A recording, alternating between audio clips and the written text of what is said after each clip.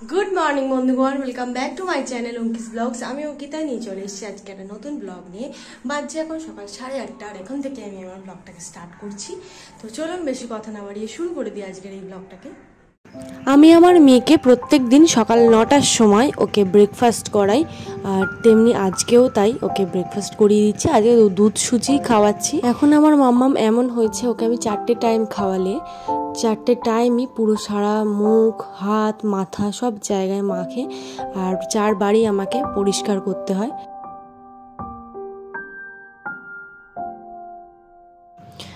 দুটো ডাব কেনা ছিল, তো ডাবগুলো নষ্ট হয়ে যাচ্ছে, তো আজকেই দুটো ডাব কেটে নিচ্ছি, কারণ ডাবের জল বেশি হয় না। তো এই ডাবগুলো মাম্মামের জন্য বিশেষ করে কেনা হয়েছিল, আর আমার মাম্মাম না একদম ডাবের জল খেতে চায় না, তাও ওকে জোর করে খাওয়াতে হয়, ওর হয়তো টেস্টটা ভালো লাগে না। তো দুটো ডাবই কেটে নিচ্ছি, একটুখানি ওকে দেবো আর বাকিটা আমি খেয়ে নেব। তো দেখুন যে কতটা মাত্রায় হয়েছে, একদম সামান্য হয়েছে জল, 1 গ্লাসও হবে কিনা সন্দেহ। এই ডাবের জল বাচ্চাদের কেন, আপনারা প্রেগনেন্ট অবস্থাতেও কিন্তু খেতে পারেন। আমি কিন্তু ফুল প্রেগনেন্সি খেয়েছি। ডাবের জল যদি প্রেগনেন্ট মহিলারা খান, তাহলে আপনাদের বেবিদের পেটে যে চোরা জন্ডিস হয়, ওই জন্ডিসটা বেবিদের জন্ম হওয়ার সময় হবে না। তো যাই হোক, আমি আমার মেয়ের জন্য 100 ml মতো ঢেলে রেখেছি, আর আমি বাকিটা খেয়ে নিচ্ছি। সত্যি কথা বলতে বন্ধুরা, ডাবের জল আমারও অতটা পছন্দ নয়। ডাবের জল যেন কিরকম একটা টেস্ট, যেন নোনতা নোনতা টাইপের, কিন্তু এটাই সব থেকে বেশি উপকারী। নারকোল হয়ে যাওয়া, দোমালা, এইসবের জলের থেকে এই কচি ডাবের জলই কিন্তু সব থেকে বেশি উপকারী।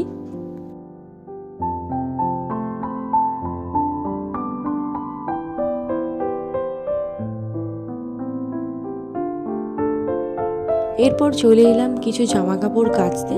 জামা কাপড় আজকে সেরকম কিছু নেই, জাস্ট একটু কাঁথা, বিছানা চাদর এইসব রয়েছে। এই ওয়াশিং মেশিনে না এইসব বিছানা চাদর, কাঁথা খুব কিন্তু সুন্দর পরিষ্কার হয়। তো যাই হোক, এখানে একটা কথা বলি, আমি যখনই ভিডিও আপলোড করি, মানে ধরুন আমি আমার বেবি ফুডের কোনো ভিডিও আপলোড করলাম, আমি কিন্তু ওখানে বলেই দিই যে 6 মাস থেকে 2 বছরে বাচ্চাদের জন্য আমি ফুড রেসিপিটা শেয়ার করছি। তা সত্ত্বেও কিন্তু আপনারা জিজ্ঞাসা করেন যে আপনাদের বেবি 10 মাস, আপনাদের বেবি 9 মাস, আপনাদের বেবি 6 মাস, এদের জন্য খাওয়াতে পারবো কিনা।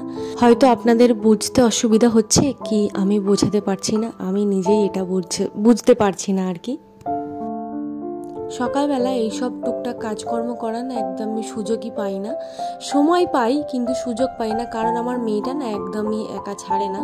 নয় মামুনিকে থাকতে হয়, নয় আমাকে থাকতে হয়। আজকে যেমন মাম্মা ওর বাবার কাছে আছে, মানে আমার হাজবেন্ডের কাছে আছে, মামুনির কাছে আছে, তো সেই জন্য আমি দৌড়ে চলে এলাম এইসব কাজকর্মগুলো করতে, কারণ এইসব টুকটাক কাজকর্মগুলো করার জন্য অনেকটাই সময় লাগে।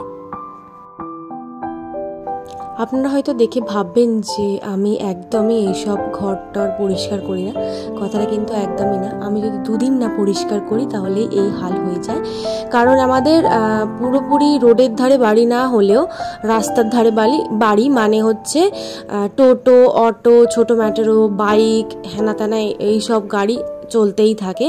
তো সেই জন্য প্রচুর মাত্রায় ধুলো হয়। জানলা দিয়ে রাখি, সবসময় তো জানলা দিয়ে রাখা যায় না, জানলা দিয়ে রাখলে একটু ঘরে হাওয়া বাতাসও ঢোকে না, আর যখনই খুলে রাখি তখনই এরকমই অবস্থা হয়ে যায়। তো প্রচুর ধুলো হয়, আর আমি পরিষ্কার করতে করতে পাগল হয়ে যাই। আর এমনিতেও অন্য কান্ট্রির থেকে আমাদের ইন্ডিয়াতে প্রচুর মাত্রায় ধুলো হয়। তো যাই হোক, কিছু করার নেই, হলে তো পরিষ্কার করতেই হবে। আগের ব্লগে আমি বলেছিলাম যে আমার মামুনি নেই, মামুনি বাপের বাড়ি গেছে।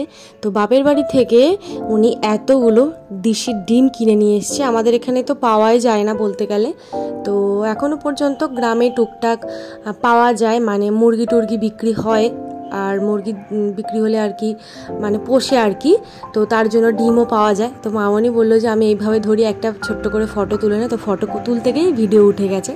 মামনি ওদিকে রান্না করছে, আর আমার মেয়েকে আমার হাজবেন্ড দেখছে, মামনি দেখছে।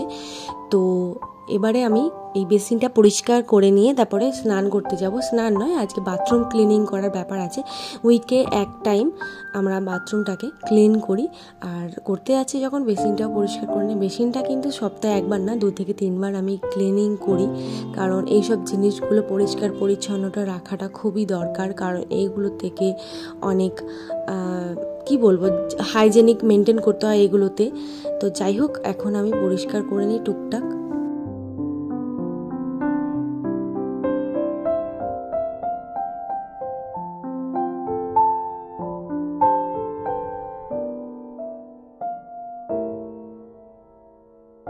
স্নান টান করে নিয়ে চলে এসেছি।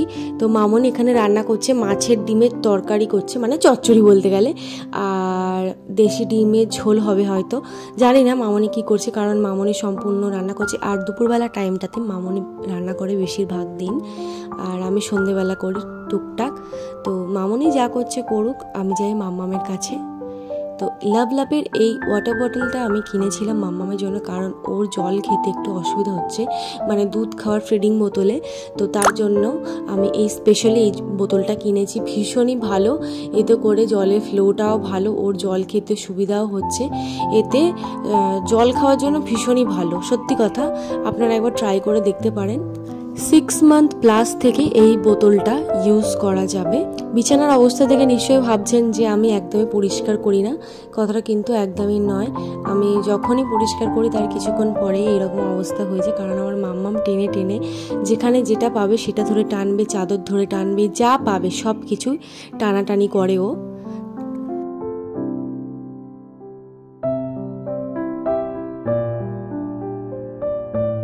বাজছে এখন 12টা থেকে 12:30। আমি এই টাইমে আমি আমার মাম্মামকে স্নান করিয়ে দিই। তো ওকে এখন আমি বাথরুমে স্নান করাই, কারণ ওর এখন অনেকটাই জল লাগে, আর ও প্রচুর হাত পা ছোড়ে, তার জন্য জল চারিদিকে ছড়িয়ে ছিটে যায়, আর প্রচণ্ড নোংরা হয়, মোছামুছি করার প্রবলেম থাকে। সেই জন্য ওকে বাথরুমে নিয়ে চলে আসি, আমি দাঁড়িয়ে থাকি যাতে না ওর কোনো প্রবলেম হয়। প্রত্যেক দিনের মতন আজকেও লাঞ্চ টেবিলে চলে এলাম। আজকে আমি আর মামনি প্রত্যেক দিনের মতন বাকি আছি। আজকে মেনুতে হয়েছে পটল আলু দিয়ে দেশি মুরগির ডিমের ঝোল, আর কাতলা মাছের ডিম দিয়ে ঢেঁড়স আলুর তরকারি, মানে চচ্চড়ি আর কি। তো যাই হোক, প্রচণ্ড জোরে খিদে পেয়েছে।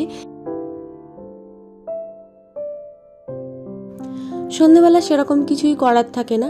আজকে রাত্রিবেলা মেনুতে বাপি নয়, আমার হাজব্যান্ড আর আমার মামনি দুজনে বলেছে যে চাউমিন খাবে, মানে ঘরোয়া যে চাউমিনগুলো হয় আলু ম্যাগির মশলা দিয়ে যে চাউমিনটা করে সেটা খাবে। তো সেটাই এখন করছি।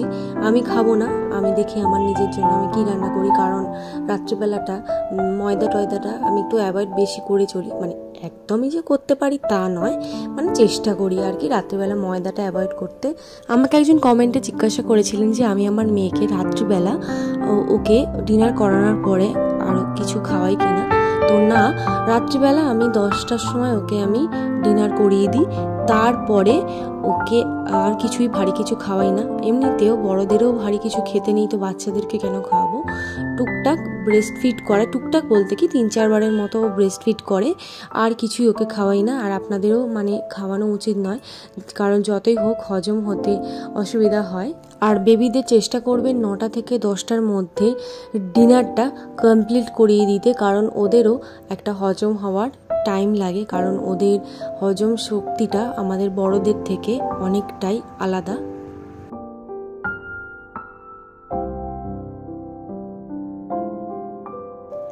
এমনি চাউমিনের জন্য যে সবজিগুলো ফ্রাই করছি, মানে গাজর, ক্যাপসিকাম, আলু, ডিম, এই সবগুলো যে ফ্রাই করছি আমি একটু তুলে নিচ্ছি, কারণ আমি একটু রাত্রিবেলা চিড়ের পোলাও খাবো, আর ওদের জন্য চাউমিন করে দেবো।